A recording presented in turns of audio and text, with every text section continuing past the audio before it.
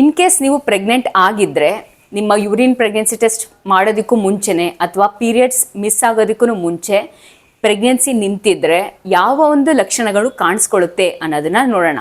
Especially ಇದು in case ನೀವು ಪ್ರೆಗ್ನೆನ್ಸಿಗೆ plan ಮಾಡ್ತಾ ಇದ್ದೀರಾ, ಪ್ರೆಗ್ನೆಂಟ್ ಆಗೋದಕ್ಕೆ ಎಲ್ಲ ರೀತಿಯಂತಹ ಸ್ಟೆಪ್ಸ್ ತೊಗೊಂಡಿದ್ದೀರಾ ಅನ್ನೋದಾದರೆ, ಫಾರ್ ಎಕ್ಸಾಂಪಲ್ ಓವ್ಯುಲೇಷನ್ ಇಂಡಕ್ಷನ್ ತೊಗೊಂಡಿರ್ಬೋದು, ಇನ್ಫರ್ಟಿಲಿಟಿ ಟ್ರೀಟ್ಮೆಂಟ್ ತೊಗೊಂಡು ನೀವು ಪ್ರೆಗ್ನೆನ್ಸಿಗೆ ಪ್ಲ್ಯಾನ್ ಮಾಡ್ತಿದ್ರೆ ಈ ಸಲ ಪ್ರೆಗ್ನೆಂಟ್ ಆಗಿದೆವೋ ಇಲ್ವೋ ಅನ್ನೋ ಒಂದು ಕುತೂಹಲ ಇರುತ್ತೆ. ಇನ್ನೊಂದು ಸ್ಪೆಕ್ಟ್ರಮಲ್ಲಿ ಏನು ಅಂತಂದರೆ, ಎಸ್ಪೆಷಲಿ ರೀಸೆಂಟಾಗಿ ಮದುವೆ ಆಗಿರೋರಿಗೆ ಅಥವಾ ಆಲ್ರೆಡಿ ಒಂದು ಮಗು ಇದ್ದು ಓಕೆ ಸ್ಪೇಸಿಂಗ್ ಬಿಟ್ಟಿದ್ರೆ ಸದ್ಯಕ್ಕೆ ಪ್ರೆಗ್ನೆನ್ಸಿ ಬೇಡ ಅಂತ ಅನ್ಕೋತಿದ್ರೆ, ಇನ್ ಕೇಸ್ ನಾವೇನಾದರೂ ಈ ಸಲ ಪ್ರೆಗ್ನೆಂಟ್ ಆಗಿಬಿಟ್ವೋ ಏನೋ ಅನ್ನೋ ಒಂದು ಡೌಟ್ಸ್ ಇರುತ್ತೆ. ಸೊ ಹಾಗಾಗಿ ಇಂಥ ಎರಡು ಗುಂಪಿನ ಜನಗಳಿಗೆ ಈ ಅರ್ಲಿ ಪ್ರೆಗ್ನೆನ್ಸಿ ಆಗಿದ್ರೆ, ಇನ್ ಕೇಸ್ ನೀವು ಪ್ರೆಗ್ನೆಂಟ್ ಆಗಿದ್ದರೆ ಯಾವ ರೀತಿಯಂಥ ಒಂದು ಲಕ್ಷಣಗಳು ಕಾಣಿಸ್ಕೊಳ್ಳುತ್ತೆ ಅನ್ನೋದನ್ನು ನೋಡೋಣ. ಫೈನ್. ಮೊದಲನೇದಾಗಿ ಬ್ರೆಸ್ಟ್ ಚೇಂಜಸ್, ಸ್ತನಗಳಲ್ಲಿ ಯಾವ ರೀತಿಯಂಥ ಒಂದು ಬದಲಾವಣೆಗಳು ಕಾಣಿಸ್ಕೊಳ್ಬಹುದು. ಬ್ರೆಸ್ಟ್ ಟೆಂಡರ್ನೆಸ್ ಅಂದರೆ ಮುಟ್ಟಿದ್ರೂ ಸ್ವಲ್ಪ ಹೆಚ್ಚು ನೋವು ಥರ ಕಾಣಿಸ್ಕೊಳ್ಬಹುದು. ಮುಟ್ಟಿದ್ರೂ ಜಸ್ಟ್ ಟಚ್ಚಲ್ಲೂ ಕೂಡ ಈ ಸ್ವಲ್ಪ ಪೇಯ್ನ್ ಅಥವಾ ಟೆಂಡರ್ನೆಸ್ ಅಂತ ಕಾಣಿಸ್ಕೊಳ್ಬಹುದು. ಅಲ್ಲದೆ ಸ್ವಲ್ಪ ಭಾರ ಆದ ಹಾಗೆ, ಸ್ವಲ್ಪ ದಪ್ಪ ಆಗಿರೋ ಥರ ಅಥವಾ ಸ್ವಲ್ಪ ಊದ್ಕೊಂಡಿದೆಯೇನೋ ಆ ರೀತಿಯಂಥ ಒಂದು ಫೀಲಿಂಗ್ ಇರುತ್ತೆ ಬ್ರೆಸ್ಟಲ್ಲಿ. ಜೊತೆಗೆ ಬ್ರೆಸ್ಟ್ ಮಧ್ಯದಲ್ಲಿ ನಿಪ್ಪಲ್ ಇರುವಂಥದ್ದು, ನಿಪ್ಪಲ್ ಸುತ್ತ ಕೆಲವು ಚುಕ್ಕೆ ಚುಕ್ಕೆ ಥರ ಅಥವಾ ಪಿಂಪಲ್ಸ್ ಥರ ಬಂದಿರುತ್ತೆ, ಅದು ಸ್ವಲ್ಪ ಪ್ರಾಮಿನೆಂಟಾಗಿ ಕಾಣಿಸ್ಕೊಳ್ಳುತ್ತೆ. ಈ ರೀತಿಯಂಥ ಒಂದು ಬದಲಾವಣೆಗಳು ಯಾಕೆ ಕಾಣಿಸ್ಕೊಳ್ಳುತ್ತೆ ಅಂತಂದರೆ, ಬೆಳೆಯುತ್ತಿರುವಂತಹ ಮಗು ಹುಟ್ಟಿದ ನಂತರ ಲ್ಯಾಕ್ಟೇಷನ್ ಮಾಡಬೇಕಾಗಿ ಬರುತ್ತೆ, ಸ್ತನಪಾನ ಮಾಡಬೇಕಾಗಿ ಬರುತ್ತೆ. ಆ ಒಂದು ಪ್ರಕ್ರಿಯೆಗೆ ಪ್ರಿಪೇರ್ ಮಾಡೋದಕ್ಕೆ ಇದೊಂದು ನ್ಯಾಚುರಲ್ ಫೆನಾಮಿನಾ. ಆ ಕಾರಣಕ್ಕೆ ಈ ಒಂದು ಬ್ರೆಸ್ಟ್ ಚೇಂಜಸ್ ಕಾಣಿಸ್ಕೊಳ್ಳುತ್ತೆ. ಓಕೆನಾ.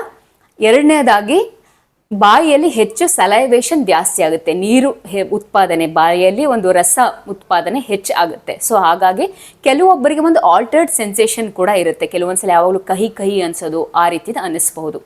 ಅದಲ್ಲದೆ ಕೆಲವು ಯಾವುದೇ ರೀತಿಯಂಥ ಒಂದು ಟೇಸ್ಟ್ ಇನ್ನೂ ಸ್ಟ್ರಾಂಗ್ ಆಗಿ ಪ್ರಾಮಿನೆಂಟ್ ಆಗಿ ಗಾಢವಾಗಿ ಗೊತ್ತಾಗ್ಬೋದು. ಅಂದರೆ ಹುಳಿ ಇನ್ನೂ ಹೆಚ್ಚು ಹುಳಿ ಅನ್ನಿಸ್ಕೊಳ್ಳೋದು. ಫಾರ್ ಎಕ್ಸಾಂಪಲ್ ಮನೆಯಲ್ಲಿ ಹುಳಿ ಚಿತ್ರಾನ್ನ, ಮಾವಿನಕಾಯಿ ಚಿತ್ರಾನ್ನ ಮಾಡಿದ್ದಾರೆ ಅಂದರೆ ಬೇರೆಯವರೆಲ್ರಿಗೂ ಅದು ನಾರ್ಮಲ್ ಹುಳಿ ಅನಿಸಿದ್ರೆ, ನಿಮ್ಮ ಇನ್ ಕೇಸ್ ಪ್ರೆಗ್ನೆಂಟ್ ಆಗಿದ್ದರೆ ಇದು ಹೆಚ್ಚು ಹುಳಿ ಅಂತ ಅನ್ನಿಸ್ಬಹುದು. ಓಕೆ.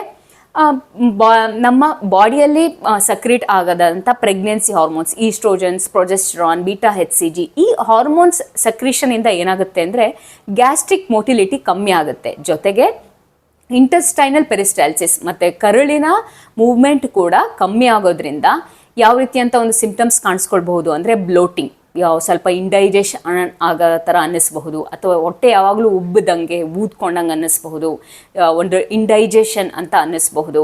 ಆ್ಯಂಡ್ ಆಲ್ಸೋ ಕಾನ್ಸ್ಟಿಪೇಷನ್, 2 ದಿನಕ್ಕೊಂದ್ಸಲ, 3 ದಿನಕ್ಕೊಂದ್ಸಲ ನೀವು ಮೋಷನ್ ಪಾಸ್ ಮಾಡೋವಂಥದ್ದು, ಅಥವಾ ಆ್ಯಂಡ್ ಆಲ್ಸೋ ಮೋಷನ್ ಸ್ವಲ್ಪ ಗಟ್ಟಿಯಾಗಿ ಪಾಸ್ ಆಗೋ ಥರ ಅನ್ನಿಸ್ಬಹುದು. ಸೊ ಈ ರೀತಿಯಂಥ ಕಾನ್ಸ್ಟಿಪೇಷನ್ ಸಿಂಪ್ಟಮ್ಸ್ ಆ ರೀತಿದ್ದೆಲ್ಲ ಇದ್ದರೆ ನೀವು 3 to 4 ಲೀಟರ್ಸ್ ಆಫ್ ಫ್ಲೂಯಿಡ್ನ ನೀವು ಕುಡೀರಿ. ಇದು ನೀರಾಗಿರ್ಬೋದು, ನೀರು, ಹಾಲು, ಮಜ್ಜಿಗೆ, ಹಣ್ಣಿನ ರಸ, ಈ ರೀತಿ. ಆ್ಯಂಡ್ ಆಲ್ಸೋ ಫ್ರೆಶ್ ಫ್ರೂಟ್ಸ್ ಮತ್ತು ತರಕಾರಿ, ಸೊಪ್ಪು, ಈ ರೀತಿನ ಕನ್ಸ್ಯೂಮ್ ಮಾಡೋದ್ರಿಂದನೂ ನಿಮಗೆ ಮಲಬದ್ಧತೆ ಅಥವಾ ಕಾನ್ಸ್ಟಿಪೇಷನ್ ಪ್ರಾಬ್ಲಮ್ನ ನೀವು ತಡೆಗಟ್ಟಬಹುದು. ಇನ್ನು ಸರ್ವೇ ಸಾಮಾನ್ಯವಾಗಿ ಕಂಡುಬರುವಂಥ ಒಂದು ಸಿಂಪ್ಟಮ್ ಏನು ಅಂತಂದರೆ ನಾಸಿಯಾ ಆ್ಯಂಡ್ ವಾಮಿಟಿಂಗ್. ಅದೇ ನಾನು ಹೇಳಿದ್ನಲ್ಲ, ಕೆಲವೊಬ್ಬರಿಗೆ ಇನ್ನೂ ನಿಮ್ಗೆ ಗೊತ್ತಾಗ್ತಿದ್ದಂಥ ಟೇಸ್ಟ್ ಇನ್ನೂ ಸ್ಟ್ರಾಂಗಾಗಿ ಗೊತ್ತಾಗುತ್ತೆ. ಜೊತೆಗೆ ಕೆಲವೊಂದು ಸ್ಮೆಲ್ ಕೂಡ ಹೆಚ್ಚು ಗಾಢವಾಗಿ ಸ್ಟ್ರಾಂಗ್ ಆಗಿ ಗೊತ್ತಾಗುತ್ತೆ. ಆ ಕಾರಣಕ್ಕೆ ಕೆಲವೊಂದು ಸಲ ಒಗ್ಗರಣೆಗೆ ನಾಸಿಯಾ ಬರುವಂಥದ್ದು, ವಾಕಳಿಕೆ ಬರುವಂಥದ್ದು, ವಾಮಿಟಿಂಗ್ ಆಗುವಂಥದ್ದು ಆಗುತ್ತೆ.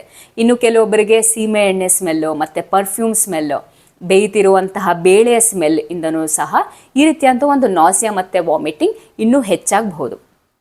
ಕೆಲವೊಬ್ಬರಲ್ಲಿ, ಅಂದರೆ ಮೋಸ್ಟ್ ಆಫ್ ದ ವಿಮೆನಲ್ಲಿ ಕಾಣಬರುವಂಥದ್ದು ಏನು ಅಂದರೆ ಇನ್ಕ್ರೀಸ್ಡ್ ಫೆಟಿಗ್, ಹೆಚ್ಚು ಆಯಾಸ ಆಗುವಂಥದ್ದು, ಯಾವಾಗಲೂ ನಿದ್ದೆ ಮಾಡಬೇಕು ಅಂತ ಅನಿಸೋದು, ಯಾವುದೇ ಕೆಲಸ ಮಾಡೋದಕ್ಕೂ ಹೆಚ್ಚು ಆಸಕ್ತಿ ಇಲ್ಲದೆ ಇರುವಂಥದ್ದು, ಮತ್ತು ತಲೆ ಚಕ್ಕರ್, ಡಿಸಿನೆಸ್, ತಲೆ ಸುತ್ತೋ ಅಂಥದ್ದು, ಆ ರೀತಿಯಂಥ ಒಂದು ಸಿಂಪ್ಟಮ್ಸ್ ಕೂಡ ಕಾಣಬಹುದು. ಫೈನ್. ಇನ್ನು ಕೆಲವೊಂದನ್ನು ನೋಡೋದಾದರೆ ಹೊಟ್ಟೆ ನೋವು, ಕೆಳಗಡೆ ಹೊಟ್ಟೆ ನೋವು, ಎಸ್ಪೆಷಲಿ ಕಿಬ್ಬೊಟ್ಟೆ ನೋವು ಅಂತ ಹೇಳ್ತೀವಲ್ಲ, ಅದು ಕಿಬ್ಬೊಟ್ಟೆ ನೋವು, ಕೆಳಗಡೆ ಹೊಟ್ಟೆ ನೋವು ಮತ್ತು ಕೆಳಗಡೆ ಸೊಂಟ ನೋವು ಕಾಣಿಸ್ಕೊಳ್ಬೋದು. ಸೊ ಪ್ರೆಗ್ನೆನ್ಸಿಲಿ ಇದು ಯಾಕೆ ಕಾಣಿಸ್ಕೊಳ್ಳುತ್ತೆ ಅನ್ನೋದಾದರೆ, ಮಗು ಒಳಗಡೆ ಬೆಳೀತಾ ಇರುತ್ತಲ್ಲ, ಸೊ ಹಂಗೆ ಹೊರಗಡೆ ಇರುವಂಥ ಯೂಟ್ರಸ್ ಕೂಡ ಬೆಳೀತಿರುತ್ತೆ. ಈ ಬೆಳೆಯುತ್ತಿರುವಂಥ ದೊಡ್ಡದಾಗುತ್ತಿರುವಂತಹ ಯೂಟ್ರಸ್ನ ಸಪೋರ್ಟ್ ಮಾಡೋದಕ್ಕೆ, ಅದಕ್ಕೆ ಸಹಾಯ ಮಾಡೋದಕ್ಕೆ ಸುತ್ತಲೂ ಪಿಲ್ಲರ್ಸ್ ಥರ ಇರ್ತವೆ ಲಿಗಾಮೆಂಟ್ಸ್. ಈ ಲಿಗಾಮೆಂಟ್ಸ್ ಕೂಡ ಸ್ಟ್ರೆಚ್ ಆಗುತ್ತೆ. ಈ ಲಿಗಾಮೆಂಟ್ಸ್ ಸ್ಟ್ರೆಚ್ ಆಗೋದ್ರಿಂದ ಸಣ್ಣದಾಗಿ ನೋವು ಅಥವಾ ಅಬ್ಡಾಮಿನಲ್ ಕ್ರಾಂಪ್ಸ್ ಕಾಣಿಸ್ಕೊಳ್ಬೋದು. ಓಕೆ, ಇನ್ನು ಕೆಲವೊಬ್ಬರಲ್ಲಿ ಏನಾಗುತ್ತೆ ಅಂತಂದರೆ ಇಂಪ್ಲಾಂಟೇಷನ್ ಬ್ಲೀಡಿಂಗ್ ಆಗುತ್ತೆ. ಕೆಲವೊಬ್ಬರಿಗೆ ಸ್ಪಾಟಿಂಗ್ ಥರ ಕಾಣಿಸ್ಕೊಳ್ಬಹುದು. ಇದು 1 ದಿನ ಕಾಣಿಸ್ಕೊಳ್ಬಹುದು ಅಥವಾ 2 ದಿನ ಕಾಣಿಸ್ಕೊಳ್ಬಹುದು. ಇದು ಹನಿ ಗಾತ್ರದಲ್ಲಿ ಮಾತ್ರ ಇರುತ್ತೆ ಅಥವಾ and brownish and pinkish discharge ಥರ ಇರುತ್ತೆ. ಕೆಲವೊಬ್ಬರು ಇದನ್ನು ಪೀರಿಯಡ್ಸ್ ಅಂತ ಕನ್ಫ್ಯೂಸ್ ಮಾಡ್ಕೊಂಡ್ಬಿಡ್ತಾರೆ. ಸೊ ಹಾಗಾಗಿ ಅದು ಪೀರಿಯಡ್ಸ್ ಅಲ್ಲ. ನಮಗೆ ಪೀರಿಯಡ್ಸಲ್ಲಿ ಹೇಗಿರುತ್ತೆ ಫ್ಲೋ ಅಂತ ಗೊತ್ತು. ಫಾರ್ 3 to 4 days ಫ್ಲೋ ಇರುತ್ತೆ.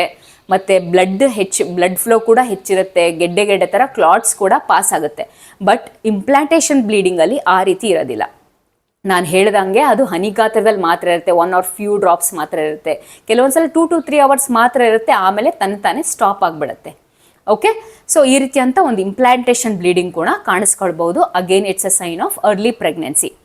ಸೊ ಈ ರೀತಿಯಂಥ ಒಂದು ಸಿಂಪ್ಟಮ್ಸ್ ನೀವು ಪ್ರೆಗ್ನೆಂಟ್ ಆಗಿರಬಹುದು ಅಂತ ಹೇಳುತ್ತೆ ಹೊರತು 100% ನೀವು ಪ್ರೆಗ್ನೆಂಟ್ ಆಗಿದ್ದೀರಾ ಅಂತ ಹೇಳೋದಿಲ್ಲ.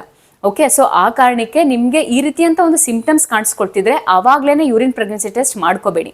ಬದಲಾಗಿ ನಿಮ್ಮ ಒಂದು ಪೀರಿಯಡ್ಸ್ ಮಿಸ್ ಆದಂಥ 5 to 7 days ಆದಮೇಲೆ ನೀವು ಯೂರಿನ್ ಪ್ರೆಗ್ನೆನ್ಸಿ ಟೆಸ್ಟ್ ಮಾಡಬೇಕು.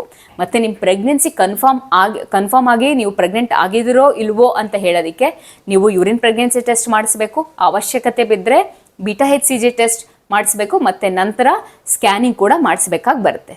ಓಕೆ, ಆ್ಯಂಡ್ ಆಲ್ಸೋ ಈ ಎಲ್ಲ ಸಿಂಪ್ಟಮ್ಸ್ನ ನೀವು ಯಾವಾಗ ಕನ್ಸಿಡರ್ ಮಾಡಬೇಕು ಅಂತಂದರೆ ನಿಮ್ಮ ಪೀರಿಯಡ್ಸ್ ಲಾಸ್ಟ್ ಪೀರಿಯಡ್ಸ್ ಮುಗಿದಂತಹ ಕನಿಷ್ಠ ಪಕ್ಷ ಒಂದು ಮಿನಿಮಮ್ 3 weeks ಆದರೂ ಆಗಿರಬೇಕು. ಆವಾಗ ಮಾತ್ರ ಇದರ ನೀವು ನೀವು ಪ್ರೆಗ್ನೆಂಟ್ ಆಗಿರೋದಕ್ಕೆ ಈ ರೀತಿಯಂಥ ಒಂದು ಮುನ್ಸೂಚನೆಗಳು ಇರಬಹುದು. ಪ್ರೆಗ್ನೆಂಟ್ ಆಗಿರೋದಕ್ಕೆ ಇದೆಲ್ಲ ಸೈನ್ಸ್ ಆ್ಯಂಡ್ ಸಿಂಪ್ಟಮ್ಸ್ ಇರಬಹುದು ಅಂತ ತಿಳ್ಕೊಬಹುದು. ಫೈನ್, ಈ ಒಂದು ವಿಡಿಯೋ ನಿಮಗೆ ಉಪಯೋಗ ಆಯಿತು ಅಂತ ತಿಳ್ಕೊತೀನಿ. ಮುಂದಿನ ವಿಡಿಯೋದಲ್ಲಿ ಹೆಚ್ಚಿನ ಮಾಹಿತಿಗಳೊಂದಿಗೆ ಸಿಗೋಣ. Thank you.